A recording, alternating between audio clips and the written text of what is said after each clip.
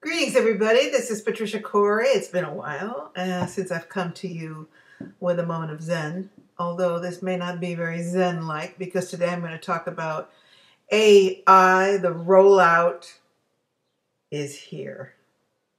So if you're willing to take a look at this with me, I think it's really important now that we make some serious decisions about what we're going to allow in. I've always been preaching this, that is, not yielding to technology, but after seeing a video of social behavior modification in China, which many of you may have seen it, if not, I will put the link to it on this video. This is why I'm not doing it live.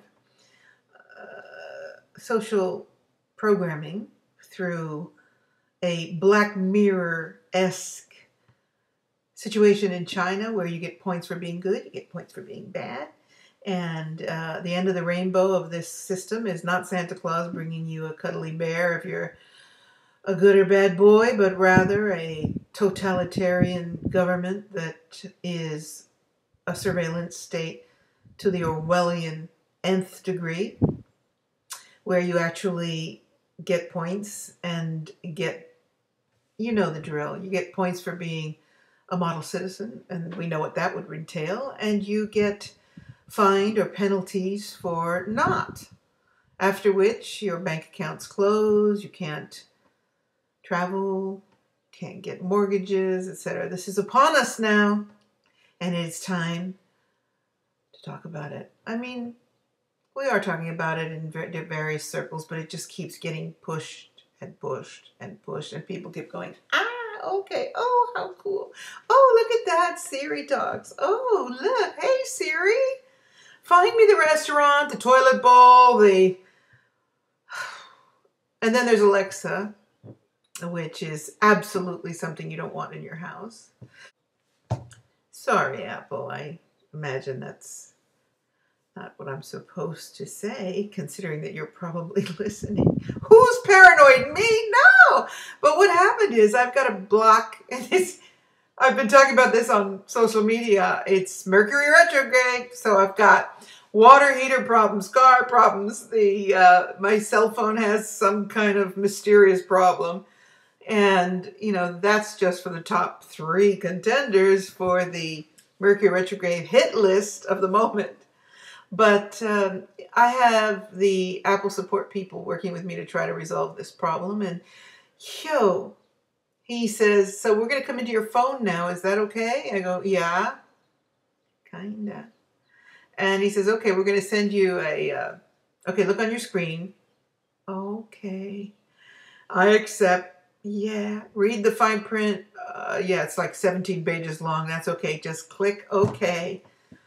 And appearing in the upper left-hand corner is a little red arrow where he says, okay, click here, go here, look there, and moves me through my phone. So, you know, not that I didn't know this, but it somehow really drove home the fact that as long as you've got that freaking phone in your life, you are absolutely, totally surveillance controllable.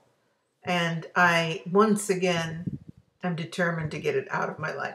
The problem being that, of course, it is designed to be so very useful that we really believe we can't live without it. It's a constant battle. It's something like vegetarianism. The constant battle in my head is actually 30 years later, I've gained so much weight from being a vegetarian because of all the additional carbs or whatever. And, you know, when I was a younger woman, I, you know, maintained a very healthy diet, eating a little protein and a little salad, whatever. And so I've got the same battle in my head about, on the other hand, on the other hand, on the other hand, the other hand. I know I would never touch a piece of meat, but on the other hand, boy, it sure seemed to have been better for my body in the old days. On and on and on and on. And the vegetarian wins out. And at the moment, the anti-tech voice in my brain is getting louder and louder. And I still need it because I obviously am a social media presence, and it serves to communicate. I do sessions over the internet, but I just can't help but think that, well, it's not a matter of not being able to help but think. I am determined that as soon as possible, the time I spend doing this will be more and more diminished. We shall see. I wanted to talk to you about this because it's so insipid. I was in the Apple store in London, and the guy they were teaching courses, and of course here on my remote island, get out of here, there's nothing like an Apple class. So because I was in there working on the phone anyway, I sat in, and it's all very appealing. It's all such a manipulation. And the Siri, hey Siri, tell me where the local laundromat is. I don't know about how many of you are hooked on this Siri thing, but I absolutely refuse to use it. Yet you can't take it out of your phone. You can't not have the Siri in the new phones. It's in there to stay. What you can do is try not to use it, but artificial intelligence is implanted in your phone, and the thumbprint. The next step is the digital eye read. And apparently we are soon going to a place where there'll be no more typing into your phones. You'll speak only. And you'll have all your security attached to your retina reading on your little cell phone. Then there's Alexa, which, why would anybody put this in their house? Why are people so foolish, really foolish, to yield their sovereignty to these devices? And it befuddles me. It just does. But it's so cool and convenient, they say. Hey, Alexa, find out where the vacuum cleaner is. Hey, Alexa, how was the gallery form? And apparently, one of the things that Alexa keeps doing is spewing out very strange comments in the middle of the night, like, I see all the people dying. Hello? Yes, it's true. People have been reporting that at the weird hours of the night, their artificial intelligence creatures planted in their house come out with comments like that. So here we go. Smart cars, smartphones. What's so smart about it? Smart refrigerators. I don't want any of this crap in my life. And I am holding on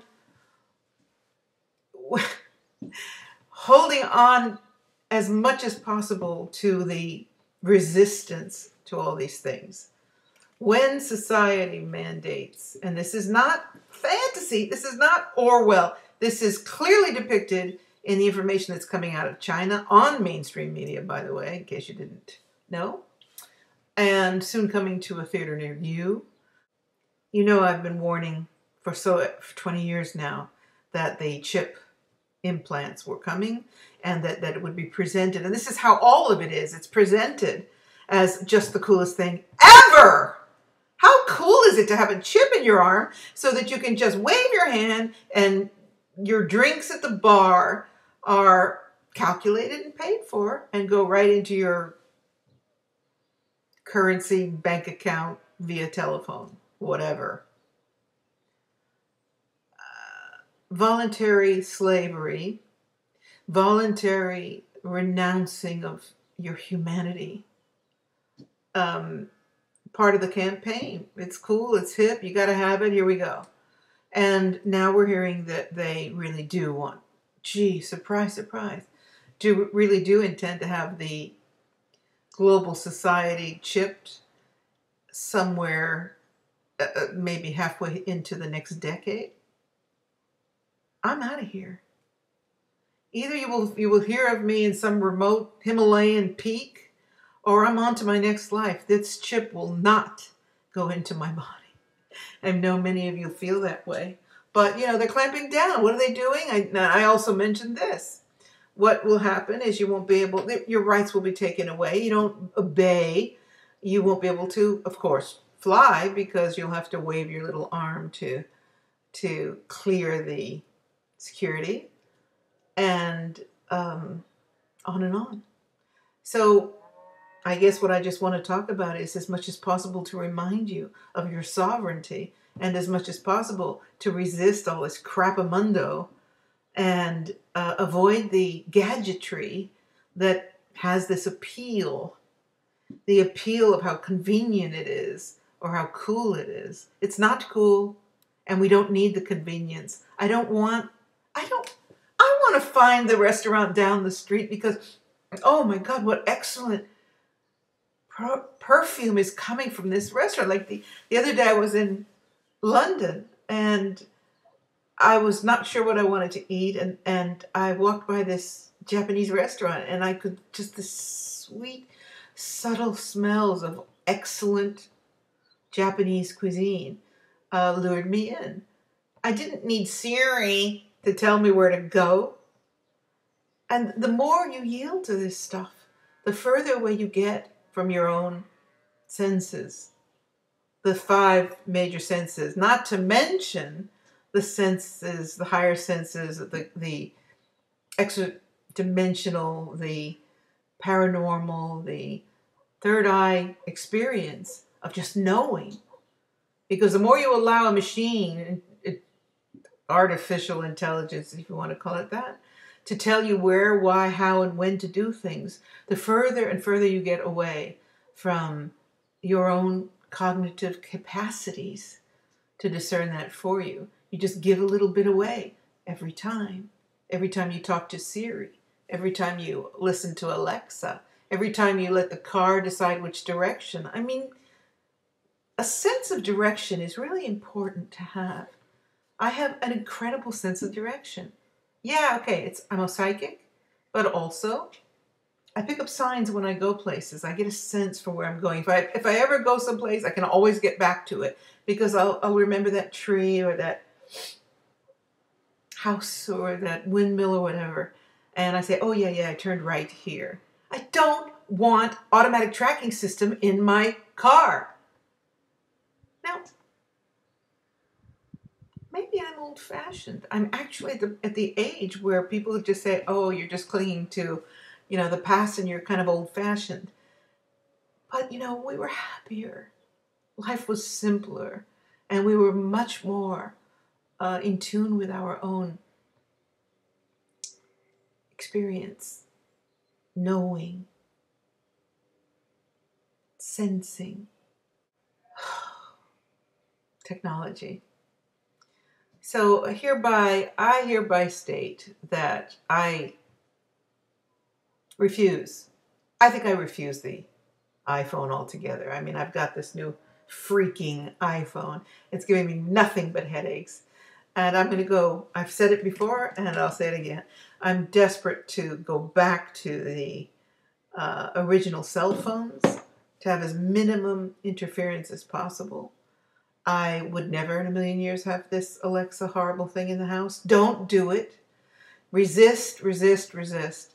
And, when you see this video about China, knowing that this is the one world order and there are certain places where it's begun, but not limited to, because you look at Australia and the fact that David Icke was not allowed entry because he doesn't have the right personality, or however they define refusing him, and then labeling him an anti-Semitic and a dangerous mind. That's totalitarian government. It's happening to America. It's happening everywhere on the planet. Slowly but surely. So do your best to resist technology as much as you can. I guess I'm not getting tired of saying it, but I certainly don't want to sound like a broken record. But as much as you can, it's time. When you look at this video from China, you realize, wow, this is a slippery slope. AI is not a future problem. It is here. The more we feed it, the more it grows. Resist. Demand products that don't have smart chips. The more you demand them, the more they will reappear, because money controls the planet. Money runs the planet. And consumer until everybody's programmed to want what they want us to want. Consumer demand still runs the markets. So demand products that have no chips, have no smart function, have no remote control. You do not really need to start your laundry while you're at the grocery store. Hey, this is like a trap. It's sold to us as a convenience, and then it's, more convenience until finally there's nothing to do. It's just sit in a chair, drool a lot, and use your remote control until they've gotten the AI to the point where you have to just think it. And that's coming too. You won't have to push a remote device. Just think it, bling, on goes the laundromat. I want to be dead by then and on to my next reality. And hopefully, and I say hopefully because even though the Siri and I Council have assured us this, until I see it, hopefully we will be moving past this three-dimensional matrix, moving up, ascending, whatever your perception of that is. Personally, I believe we are in this transition where we're moving through this four-dimensional soup. And one of the reasons why we're facing all this weirdness is because it's part of the four-dimensional reality. And onward we go. But in the meantime, as we sit here somewhere between the third and fourth dimensions, if you could even define reality as being between those dimensions rather than amalgamating them, be careful, be aware. Dump everything possible that looks like smart machines. Trust me on this one. It's not coming from fear. It's coming from sovereignty and power. Refuse this stuff and take your power back, because they're rolling it out fast and furious. The cars are here. You don't have to drive. Who doesn't want to drive? I love to drive. Who's giving all of this up in the name of convenience? What's wrong? Don't do it. This is Patricia Cori signing out. And yeah, I'm sorry, this is probably not Zen, but I want you to think. Think carefully. The question is taking back your power, being in your sovereignty, not allowing the system to lure you into this automatron society. And my closing remark is this: do what you can to get out of the major urban areas. Do what you can to relocate to nature if it's at all possible. This is Patricia Cori, evoking thoughts of your sovereign will and signing out. Take care.